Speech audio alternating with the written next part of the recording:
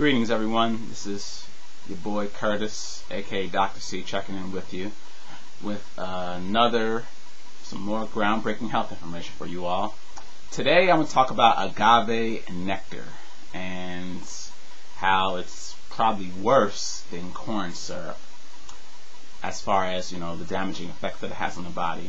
Now this is something that, I was a big agave consumer. Totally sold on agave. I used to consume it all the time. And I've been seeing reports lately that it's not as healthful as possible, and of course, it's raw, because I'm a person who advocates the raw food diet. And when I discovered this information, I got a little taken aback because, hey, it's raw, it's supposed to be healthy and whatnot. But the information is, that I have found is very scientific and it's conclusive. That essentially that agave is not a healthful sweetener, and that the main problems that are attributed to high fructose corn syrup, which has become like the major sweetener available here in America, and particularly in processed foods and soda, the same problems that are going to be attributed to high fructose corn syrup are also going to be attributed to agave. Now, of course, the way they make corn is, it's GMO'd, and they use, corn syrup has been found to have mercury contamination in the way it's processed and some of the ingredients that are used. But essentially, the way they make agave nectar is the same way they make high fructose corn syrup. So aside all the GMOs and aside the mercury contamination, you're going to be dealing with the same health problems if you are a big consumer of agave nectar, whether it be raw or unraw. So now, how do they make high fructose corn syrup? And how they make agave nectar? Well, essentially, these two plants do not naturally contain fructose. Fructose is found in fruits, and none of these, corn is not a fruit, and neither is the agave plant. The agave plant is actually used to make tequila, but neither of these are fruits. It's not an apple or a plum. We're not dealing with the isolated, crystalline fructose, which you usually get from various fruits that are available out there. Agave corn is essentially a starch, and what they do with corn is that they take the starch and then they add certain enzymes to it, and these enzymes actually convert some of I believe the glucose from the starch into fructose. So this this is a completely unnatural process, and when that's done, a higher fructose or sweeter corn syrup is yielded, because people have been using corn syrup for a long time now, and as I mentioned, that's mainly glucose that people like K-Row and what have you.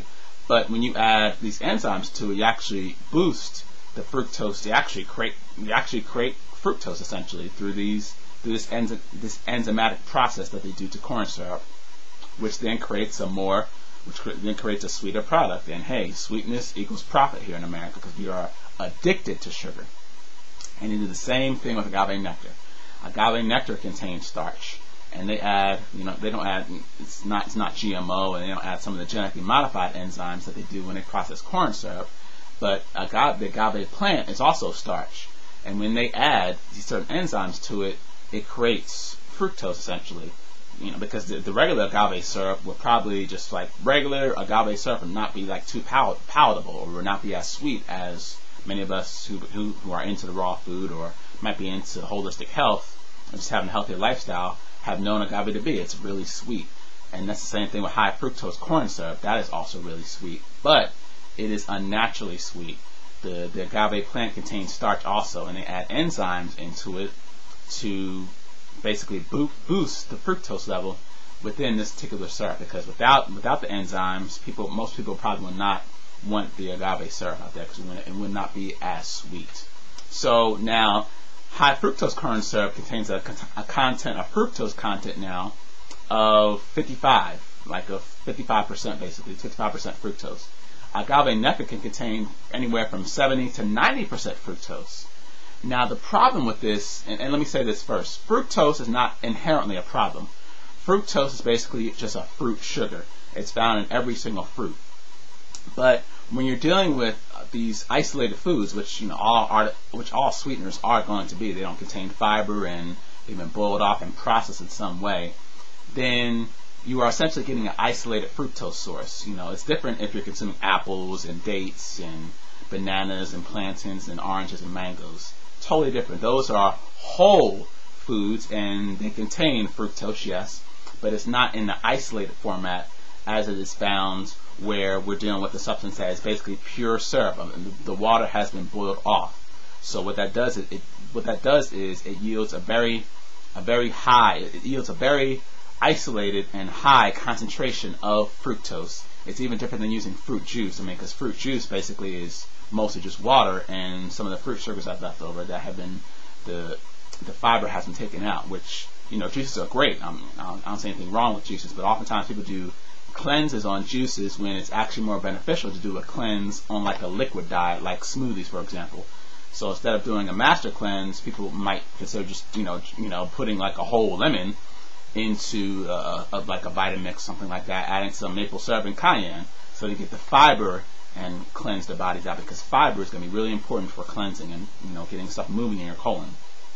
But this isolated syrup that we now have is going to cause health problems. All of the health problems that have been attributed to high fructose corn syrup, the obesity, the increased triglyceride levels, just all the types of cholesterol imbalances, cirrhosis of the liver, because fructose has to be processed by the liver, and when you're dealing with these isolated fructose syrups, they have to go straight to the liver because they're not in a food, which actually slows down the metabolic process of the particular sugars that we're dealing with here. So it just goes straight to the liver, and oftentimes people who are on a high fructose diet have liver damage, essentially, because this fructose has to be processed by the liver. Now, the liver actually needs fructose, in order to make cholesterol, as the liver also makes cholesterol from other dietary fats. But when you're consuming too much of these isolated fructose syrups, high fructose corn syrup and agave, you're going to be dealing with some health problems. And I'm definitely telling this to all my people out there who are like, staunch raw foodies and people who are really passionate about, making some change in their lifestyle. We've been duped, y'all, with this whole agave thing. And it's simple, you think about, okay, is agave really a fruit? No, so how do they get fructose in that? And, why is it so sweet? So, essentially, agave nectar is going to be very harmful to the body. Now, it's something that, I know it's in a lot of like healthy and organic foods these days. So if you're consuming, like a ice cream that has some agave syrup in it, then okay, I don't think that'll be too much of a major issue, even though I would totally avoid agave. That'd be my recommendation to people. But hey, some of the products I like do contain agave, and I do enjoy them from time to time. But just know that fructose, especially isolated fructose, crystalline fructose, high fructose corn syrup, and agave, toxic. They're going to be harmful to the body. These are not health foods. And I know a lot of people are going around these days saying they're better for diabetics, and they're actually not. Even though they're lower glycemic, it's actually going to damage your liver. So, people who have diabetes, they have a major issue with their pancreas. So, it's not going to be helpful to damage the liver as a result of, getting off, the sucrose. It's probably the best thing for diabetics is just not to consume any refined sugars and just deal with fruits and maybe like smoothies, because even maybe like fruit juices might want to be avoided at that time, and if need be, you can minimize the amount of fruit you get in. But yes, people, I will post some information to the upper right about agave nectar and some of the research about it. But basically, just know that it's not a health food.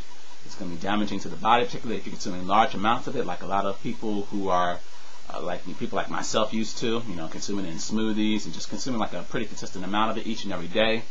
It's not going to be helpful for you whatsoever. And for people out there, well, hey, Curtis, and what do I consume as far as sweeteners? Well, if you want that information, be sure to get in contact with me. I offer consultations, and I'll give you all the information on sweeteners that you need to know, because Americans have been totally duped, from the artificial sweeteners, the very toxic, neurotoxic artificial sweeteners, all the way down to the health food fraud agave nectars. So I am here to help you, to give you powerful information so you can make informed choices about your health and ultimately be healthier. So this is your boy Curtis, aka Dr. C. Reach out to me for your consultation if you're interested, and you can also send me an email for more information, curtisl_dunca@yahoo.com.